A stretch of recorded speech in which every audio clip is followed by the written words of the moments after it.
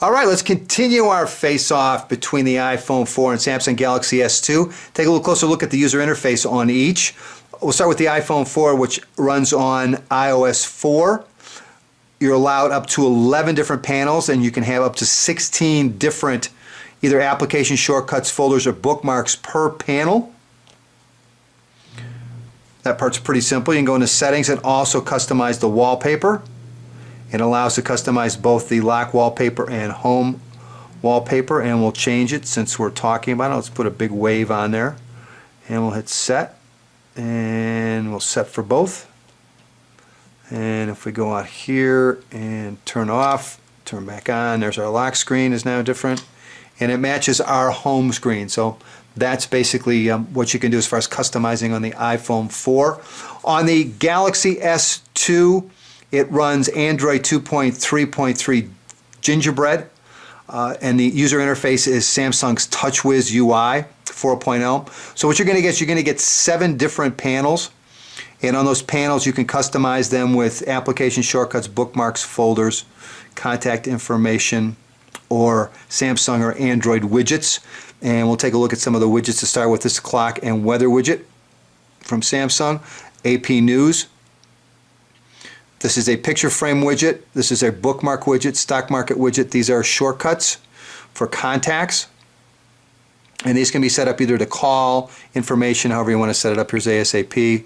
And now I can either call them, video call, text, or go with the address book and get more information, which is pretty nice. That's the calendar. And again, it takes up an entire square. And as you can see, today's my birthday. Email up on top. Note page or note pad, which is becoming more popular and showing up pretty much everywhere. Dual clock, active applications, shows you the amount of applications you have running, also takes you directly to your task manager, which is kind of slick. Power bar, Google search, and on Google search, different areas of the phone that you can search. Put the web back in there.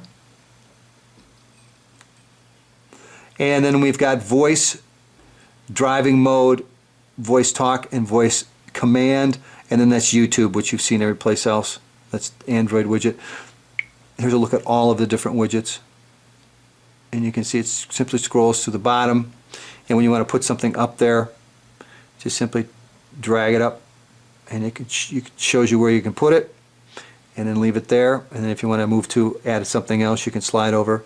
So here's your days, clocks. There's a look. I think we had everything up there. News and weather is Android, picture frame we saw, voice we saw. So yeah, I think we've seen all of them. So it's just simply a matter of tapping on it, and if it doesn't fit, it will tell you it doesn't fit. You can see there's no place for it. It will look for another panel if there is one available to put it on. So there's a look at the widgets that are available as well. As far as accessing wallpapers, you've got live wallpapers, and I'll show you those. These are actually the bottom 4 because it's running. I didn't want to do that because it's running Gingerbread. You get the 2 Gingerbread wallpapers along with a couple Samsung wallpapers, and then these are typical older Android live wallpapers. And then from Samsung themselves, wallpaper gallery, give you a look at what's available. That's a Nexus wallpaper, and there you go. So there's the different wallpapers that are available. All right, let's take a look at the main menus on both. And again, the main menu on the iPhone 4 is the iPhone 4 itself. It always is the main menu. So we'll have to go into it on the Galaxy S2. And you can see we've got some numbers down here at the bottom. And you can push and hold down and move them if you want to move between them quickly. Or again, you can simply slide between them. And you have a choice of either the grid view or the list view. The list view is alphabetical. The grid view is not, which would be nice if you could put the applications alphabetically. That was the word I was looking for. Thank you very much, Craig. And again, you can share apps, which is pretty neat. Back to our home screen. All right, notification systems on the iPhone 4. Let's see, I think I know the number there. Let me send it a text real quick. And start with the Galaxy S2 first then. You can see we've got a little icon up here in the upper left. That's part of our notification system. Simply sliding down will open up the notification application. You can see, first of all, it's got some connectivity shortcuts, which is great, Wi-Fi and Bluetooth, also GPS. You can mute the phone and also auto-rotate it. And then here's your notifications right down here. I can tap on that, go directly to it. I can hit clear to get rid of them, or I can simply close this back up. It'll continue to notify me if I haven't taken a look at them yet. On the iPhone 4, basically your notification shows up on your screen, whether it's for email or text messaging, which is basically what we're talking about right now. If you close it, you'll notice I no longer have a notification and I have an unread text message, which is kind of silly. I'm not quite sure why they set it up that way. So as long as the notification comes in when you're text messaging, you have to take care of it right away or it no longer notifies you. On email, I believe it will continue to notify you even after you've closed it, the notification. So there's notification bars on both. Home keys.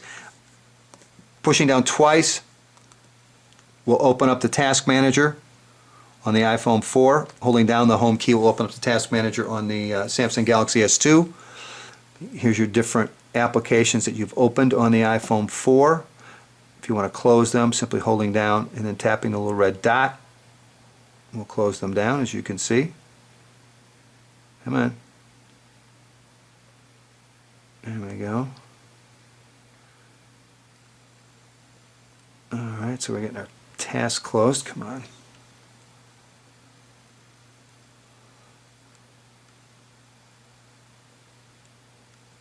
Alright, so now we've closed all the tasks. Push down once to get back to the home screen. On the Samsung Galaxy S, it's going to show you the last 6, which is unusual for anything above Froyo, especially for Gingerbread. Typically it shows 8, but it actually has an actual task manager. So you can go in here and if you want to close things, just tap on them and hit exit and they're closed, or exit all for all of them. Shows you the amount of RAM that you have available. You can tap on that to clear the memory and open up all the RAM. Shows you the applications you've downloaded and your storage situation as far as SD card and the phone system and USB. So that's the task situation there. As far as search, pushing down from the home screen will open up the search application. In setting up the search application, you can search different areas of the phone through Spotlight Search. And these are the different areas of the phone that you can search, and you can change the importance by moving them up and down. And I don't really have anything loaded on here, so I don't know what. I guess we can search the web for Craig. Oh, I guess I do have Facebook on here. How about that? Oh, that's right, I have email. So there's email search. So found me right away. On the Galaxy S, you can push down on the main menu key, hit search, and again, you can go in and determine what areas of the phone you want to search, and there's a complete list. So they're about the same. I think they're comparable. One thing it does have is speech to text. Craig. So I can pick any one of these. We'll start with that. And there we go. So I can call, history. So it went after the specific contact because of what I picked. So they both have dedicated search systems. As far as shortcuts between panels, it's a matter of sliding back and forth. On the Galaxy S2, if you put your finger down here, you can slide between panels quickly, as we did with the application menu, as you can see there. And I think that's about it. Well, there are some other things that I did want to show you in settings. We'll go to display, screen display. You can change the fonts. Background effect, dynamic, standard, or movie. I've had it on standard. So I wanted to show you that. Animations, let's see. As far as the lighting for the keys, down at the bottom, there's a duration for those now, which is nice. I'm trying to think if there's anything else I wanted to show you that I thought was interesting. I mean, there's a lot of other things, the way you move widgets around and the way they work. Oh, you also have your motion. I'm not going to get to that because that would take too long. We'll save that just for the Galaxy S2 review. So anyway, there's a look at the user interface between our two combatants. All right, let's take a look at the messaging application on the iPhone 4 versus the Samsung Galaxy S2. We'll start with the iPhone 4. And we'll go in and enter a new message. And there is our editor. And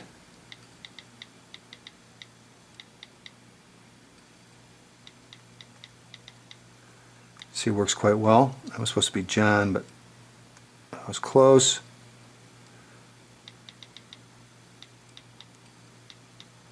There we go. There is no speech to text. Symbols and numbers are accented here in the lower left. That's the keypad in portrait. There's a look at it in landscape.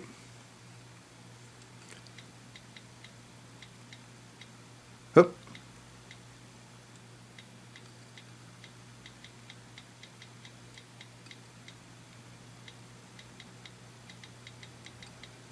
All right, you can see that the predictive text works quite well.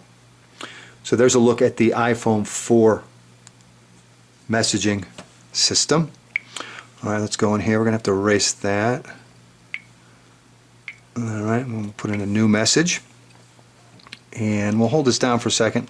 Take a look at input methods. We do have Samsung keypad as well as swipe.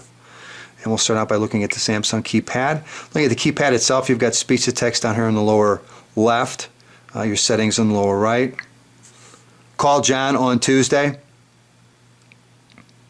As you can see, that works fairly well. The one thing you don't get, though, is you don't get capitalizations with that. There's a look at the keypad in landscape. And whoop.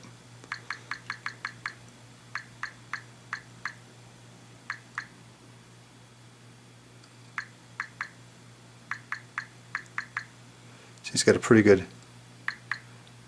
and already had it there. I was messing up. It's much smarter than I am, obviously. So there's a look at the keypad again in in landscape, and again you've got speech to text lower left. You've got symbols and numbers lower left. Numbers are available for long touch, but you do have to access symbols that way, and then your settings is over here. All right, let's take a look at one more option, and we'll go to input method, and we'll go to swipe, because this also offers swipe. And we'll skip that for right now. And we'll go back. And I'm not great at swipe, but I will give it a shot. Where are we? I'm going to start at the beginning. Call John on Tuesday. Not bad. Call John on Tuesday. I did well for myself. It's also a speech to text. 4-hour meeting next Wednesday. All right, for our meeting next Wednesday, no problems there. Again, you can change languages. You've got symbols. Symbols and numbers are also available via long press, and numbers are set up in the middle of the keypad. That's swipe in portrait, and there it is in landscape. And then as far as attachments are concerned, let's get back in portrait here. Let's take a look. What do we have? Pictures. Capture pictures, so you've got gallery and a direct link to the camera for both pictures as well as video. Audio, record audio.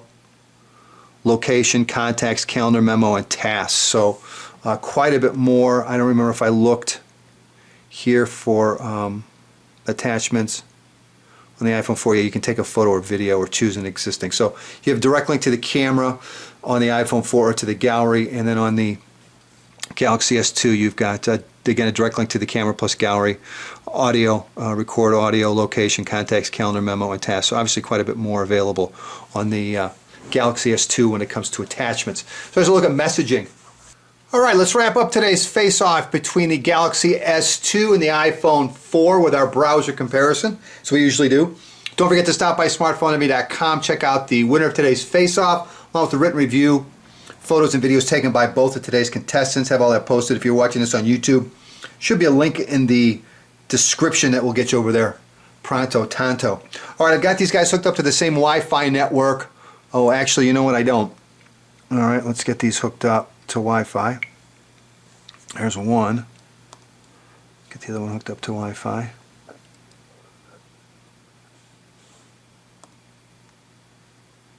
Alright, there we go. Okay, we've got them both hooked up to Wi-Fi now. And I have flash fully enabled on the Galaxy S2.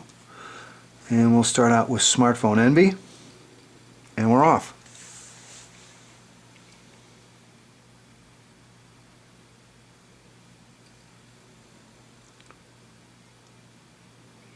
And the winner is going to be Galaxy S2, iPhone 4, not too far behind. That's what's so amazing about the Galaxy S2 and the dual-core processor. It is just unbelievably smooth, and it's just effortless. Double tap to zoom in. One thing it doesn't do, pinch to zoom, double tap, it doesn't rewrap the text. Works the same way as the iPhone 4. So what you have to do, the one advantage it has over the iPhone 4 in that regard is you can go into settings, default zoom, switch that up to close, I think is what I want. And then it's large enough even for old people like me to be able to read it. And double tap to zoom out. You can see how quick it is. No rendering issues whatsoever, and absolutely silky smooth. iPhone 4, we've got some rendering issues up here at the top. Again, it's very smooth. It's not as fluid as the Galaxy S, but it is very smooth. Double tap to zoom in. But that's what you're left with, which pretty much illegible to me. You definitely get a better look, larger text if you put the phone in portrait when you're using the, or excuse me, landscape when using the web on the iPhone 4. So we've got some rendering issues. As you can see, it doesn't download the page quite as well as the Galaxy S. Alright, let's head over to, let's go to Engadget, and we're off.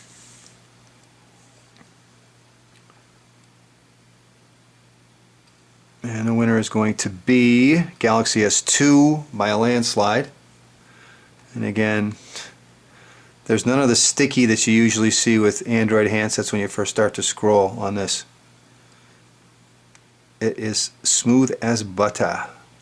Double tap to zoom in, and again you can determine the zoom amount. I do wish it had the, I wish you could pinch to zoom and then double tap to set up the text, because I do like that option. iPhone 4, rendering issue, don't see any rendering issues at all, very smooth. Double tap to zoom in. And that's the difference between the two. Alright, so they both seem to handle that fine. Let's try one more. Alright, let's go over to CNN, and we're going to play a flash video on the Galaxy S. And we'll let the iPhone 4 download it and play it. Galaxy S is done. iPhone 4 is done. Let's double tap to zoom in on both. Whoop. I hit this. Oh, we're going to have to go back.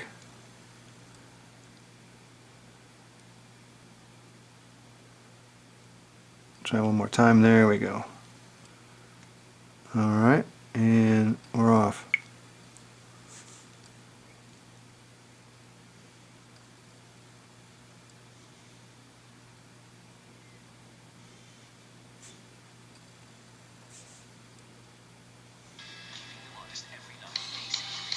The only tablet powered by BlackBerry. Designed. Well, my fault there. Sorry about that. Got stuck with a commercial on the Galaxy S.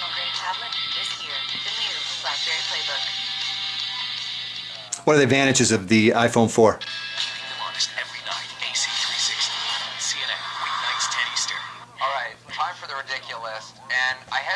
There we go. Say this person's name because I'm convinced she would happily gouge out her own eyes or mine if she would get her mentioned even briefly on TV.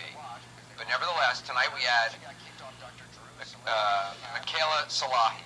And yes, I know it's pronounced Mikel Salahi, but I prefer to mispronounce it. Michaela rose like a shooting star. Alright. There we go. So there's a look at loading a flash video versus the iPhone 4. Downloading it, playing it. Both work very well. Was really impressed with the Galaxy S2 because there isn't another smartphone out there that plays flash video that quickly and that well and that smoothly. It blows everything else away. So anyway, there's our comparison today between the Galaxy S2 and the iPhone 4. Hope it's been helpful.